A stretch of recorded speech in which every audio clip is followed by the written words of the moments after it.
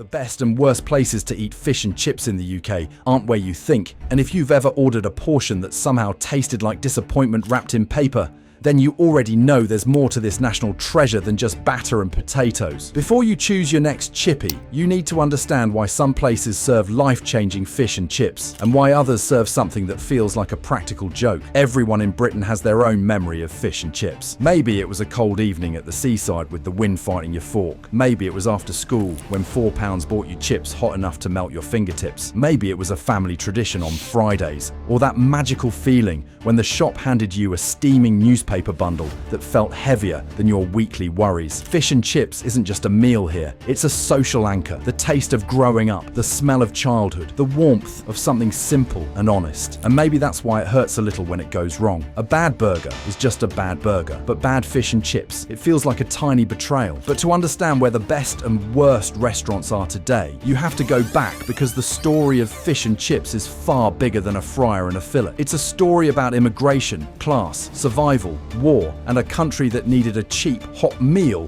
to get through some of its darkest moments.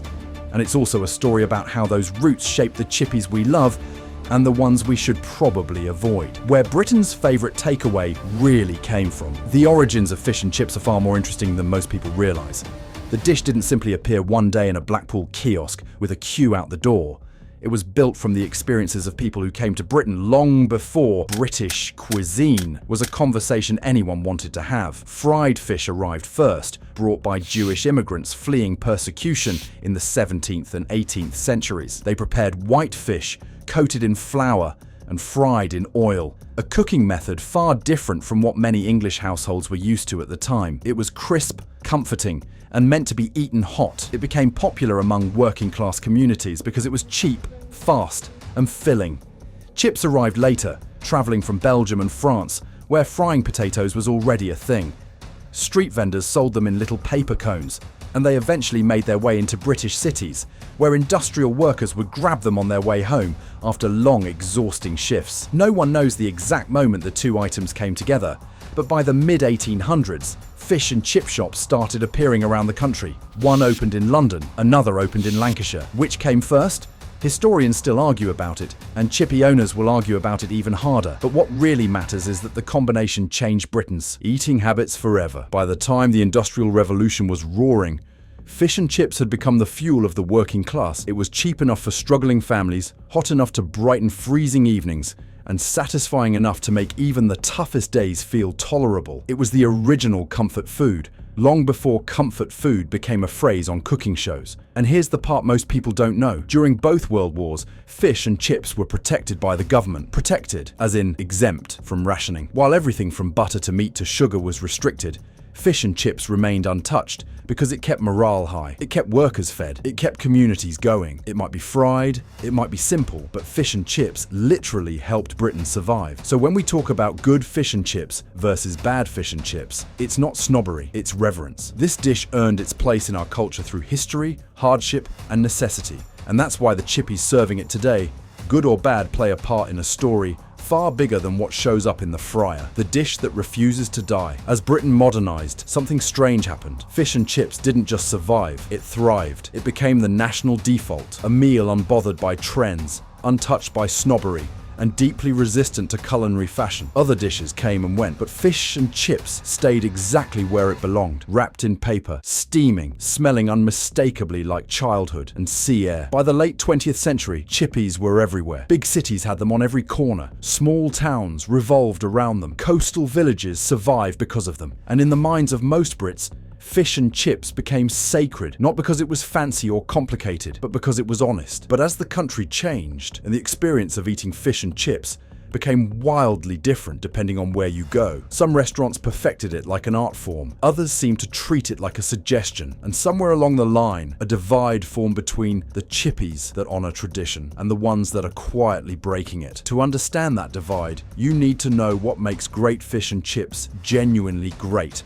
and why the worst restaurants fail so dramatically. The anatomy of perfect fish and chips. For something so iconic, fish and chips is surprisingly delicate. A lot has to go right for it to taste the way you remember it tasting on the best day of your childhood. People assume all chippies follow the same formula, but the truth is that the differences between the best and the worst are enormous and often invisible to the casual eater. Start with the fish. Most Brits think cod is the gold standard, but historically cod was just the cheapest option. And yet, regionally, haddock reigns supreme, especially in the north and Scotland, because it carries flavour better and stands up to frying without falling apart. The best. Restaurants know this and choose their fish based on freshness and texture, not trends. Meanwhile, the worst shops cut corners with pre-frozen fillets that are more ice than fish. Then there's the batter. Good batter isn't just flour and water, it's a science. It needs the right temperature, the right thickness, the right amount of air. Some of the best shops use sparkling water or beer to make the batter lighter.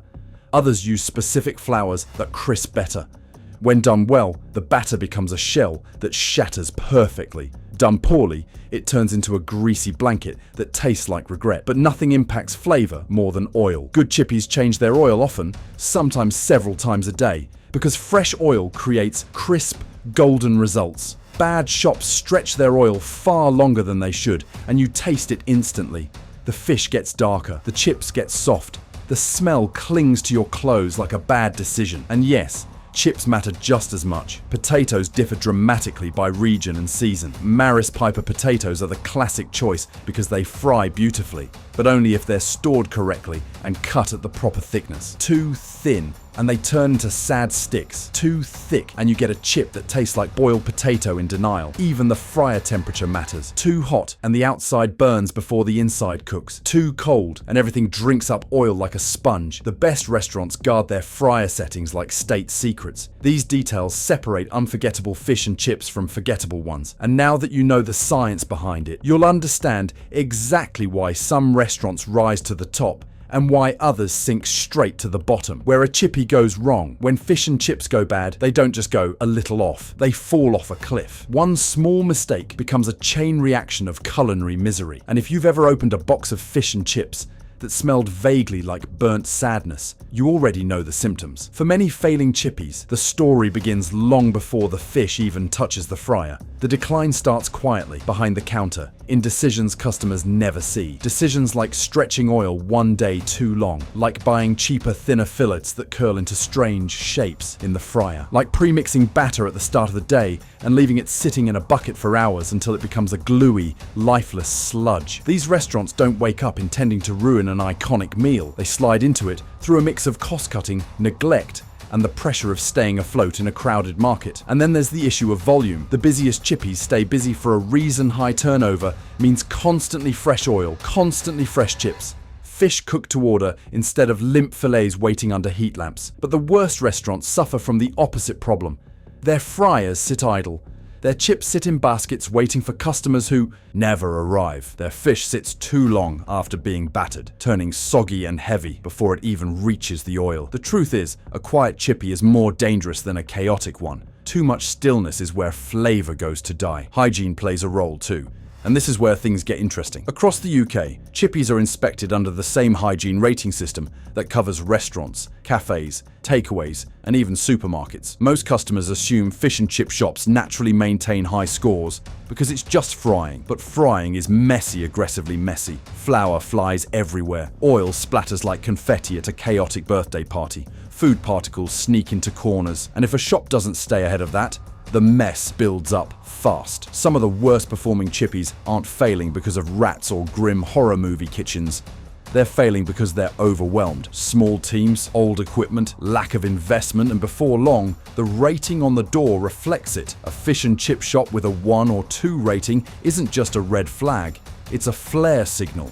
It tells you the basics aren't being managed well, and if the basics aren't right, the food certainly won't be. And then there's the great betrayal, pre-battered, pre-frozen fish. You can always tell when a chippy falls into this trap because the fish looks too uniform, like it was made in a factory mold instead of by a human hand. Pre-frozen fillets often leak water when fried, turning the batter soggy. Some shops rely on these because they're cheaper, easier, and faster, but you can taste the shortcut instantly. It's the difference between a crisp golden shell and something that resembles a damp duvet. Another surprising fact, the worst fish and chips in the UK are often found in places you'd expect to deliver the best.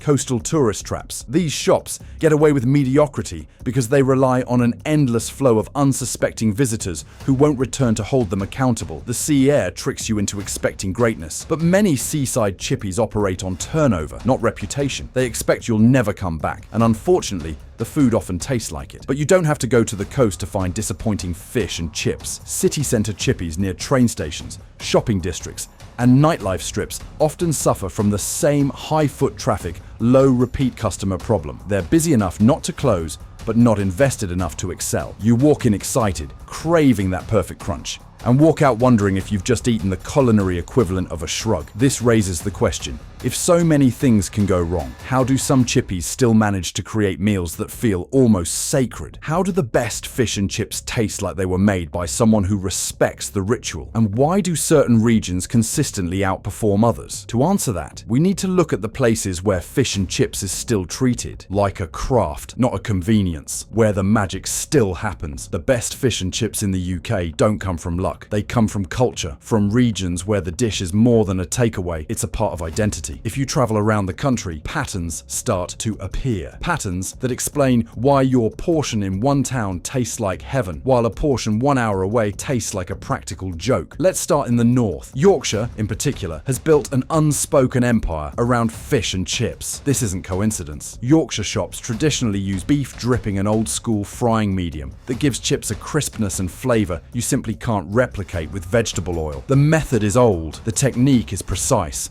and the results are outrageously good. It's why Yorkshire consistently wins national fish and chip awards. They haven't reinvented the dish, they've preserved it. Then there's Scotland, where haddock is king. Cod might dominate in the south, but in Scotland, haddock has the perfect flavour, firmness, and texture to shine in a fryer. Scottish chippies also tend to fry at slightly higher temperatures, which creates that unmistakable, light, shattering crunch. If you've ever wondered why fish and chips taste different in Edinburgh or Aberdeen compared to, say, London, it's the fish, the oil, and the frying tradition. And speaking of oil, many of the best chippies still fry in animal fat rather than vegetable oil. It's a controversial practice depending on dietary preferences, but the flavor speaks for itself. Animal fat creates a crispness that vegetable oil simply can't match, and the best shops know how to use it responsibly, filtering it constantly to maintain purity. This is also why the busiest shops taste the best. They go through liters of oil quickly, meaning the oil is always fresh. Another thing award-winning chippies share, they treat potatoes with the respect usually reserved for wine grapes. They know the difference between a Maris Piper in October and a Maris Piper in February. They adjust their cutting thickness based on the potato's moisture level. They soak their chips to remove starch. They double fry when needed. They control temperature like scientists. This attention to detail is what separates golden perfection from pale disappointment. But perhaps the biggest differentiator of all is ownership. The best chippies are almost always family-run, passed down through generations, with owners who grew up behind the counter and whose pride is tied to every single portion they serve. They don't cut corners because their name is on the sign. They don't cheap out on ingredients because the locals would know instantly. And they don't rely on tourists or passing foot traffic. They rely on reputation, real reputation, the kind that can't be bought or faked. You'll also notice that the best places almost always have queues, long queues, sometimes bafflingly long. And this isn't just hype. Long queues mean fast turnover. Fast turnover means fresh oil, fresh fish, fresh chips.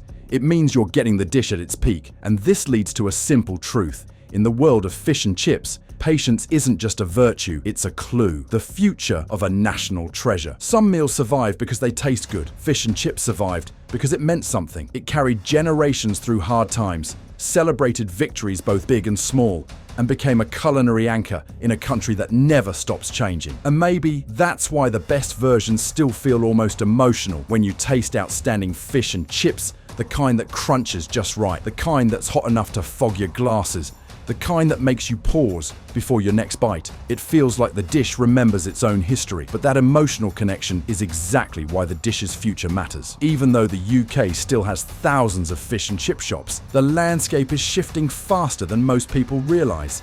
Rising energy prices, the cost of fish, the cost of oil, the decline in qualified fryers, the increase in cheap fast food alternatives, all of it is putting pressure on a tradition that once seemed untouchable. Some chippies are closing at alarming rates, and many of the ones that remain face the temptation to cut corners just to survive. This is where the divide between the best and the worst grows deeper. The worst shops respond to pressure by lowering their standards. The best respond by doubling down on them. And if anything is going to determine where fish and chips go next, it's that split in philosophy. Because a great portion of fish and chips does more than fill you up. It makes you feel taken care of. It reminds you of the meals your grandparents talked about, the seaside trips you took when you were young, the simple joy of food that wasn't trying to impress you, it was just trying to be good. Why this dish still matters. Fish and chips has always been the quiet hero of British food. Not glamorous, not posh, not Michelin-starred, but dependable. A dish that didn't require fancy presentation or impossible ingredients to earn its place in the culture. It earned it through comfort. And the reason people get emotional about the best and furious about the worst is because fish and chips is one of the few foods where the experience is tied to nostalgia more than flavor. The taste taps into memory, into warmth, into something shared across generations. When someone bites into a badly made portion, it doesn't just taste wrong, it feels wrong. It feels like the chippy broken unspoken agreement. The one that says, we're serving you a piece of your childhood. We take this seriously. That's why people travel across cities to visit certain shops. That's why entire seaside towns are defined by their chippies. That's why awards for fish and chips get more attention than some celebrity chefs. People care deeply, and they should. Because a perfect fish and chips isn't an accident. It's a commitment. It's a tradition protected by people who refuse to let it decay into mediocrity. How to recognize quality instantly. Now that you understand the history, the science, and the culture behind the dish, spotting a good fish and chip restaurant becomes almost instinctive. You start noticing the things you didn't notice before. The smell when you walk in, the color of the batter, the texture of the chips, how quickly the food moves from fryer to paper. A great chippy smells clean, not heavy. The oil fragrance should be warm and inviting, never burnt or stale. You should hear sizzle, not aggressive splattering. Those sounds mean the oil is at the right temperature and the kitchen knows what it's doing. The batter should hug the fish, not drown it. If the batter lifts off like a blanket, that's a sign the fish was either wet when it hit the fryer or the batter was old. Chips should be firm enough to hold their shape, but soft enough inside to feel like pillows. If they're dark, bendy, or unnaturally pale, you're probably in the wrong place. But the biggest sign of quality is confidence. Good chippies are proud. They display their fish. They welcome your curiosity. They'll tell you where the potatoes came from, or which supplier delivers their haddock. The worst chippies hide their process behind closed doors and pray you don't ask questions. And here's a surprisingly reliable trick. The best chippies almost always have a line. Not because they're slow, but because they're consistent. They refuse to compromise. They know good fish and chips takes time, and their customers understand it too. The dish that defines us. As trends come and go, one thing remains certain. Fish and chips is not going anywhere. It might get more expensive. It might get more competitive. It might face challenges from rising costs and changing habits. But its emotional grip on the UK is too strong to fade. The real question is whether the restaurants serving it will rise to the challenge or fall into the trap of mediocrity. Some will slip, overwhelmed by the pressure and tempted by shortcuts, but many will persevere. Those family-run shops where the fryer has been passed down like an heirloom, where the owner knows every customer's order, where pride sits in every portion. These are the places keeping the tradition alive. These are the best restaurants to eat fish and chips, the ones who treat your meal like something worth preserving. And the worst, they're the ones who forgot what the dish means to the people eating it. Fish and chips isn't just food, it's heritage wrapped in paper. It's the kind of meal that deserves respect, even when it's served with a wooden fork and eaten on a bench. And the people who get that right will always stand out. The final word. So before you choose your next chippy, remember this. The best fish and chips comes from places that understand its history, honor its craft, and respect the responsibility of serving a national treasure. The worst comes from places that forgot the magic behind the meal and treat it like fast food instead of a piece of cultural identity. Your portion can be unforgettable or unforgivable. It all depends on where you go. If you enjoyed this deep dive, make sure you subscribe for more stories about the restaurants, dishes, and hidden food secrets shaping the UK. There are so many places you think you know, but once you see what really happens behind the scenes, you'll never look at your favorite meals the same way again. Stick around.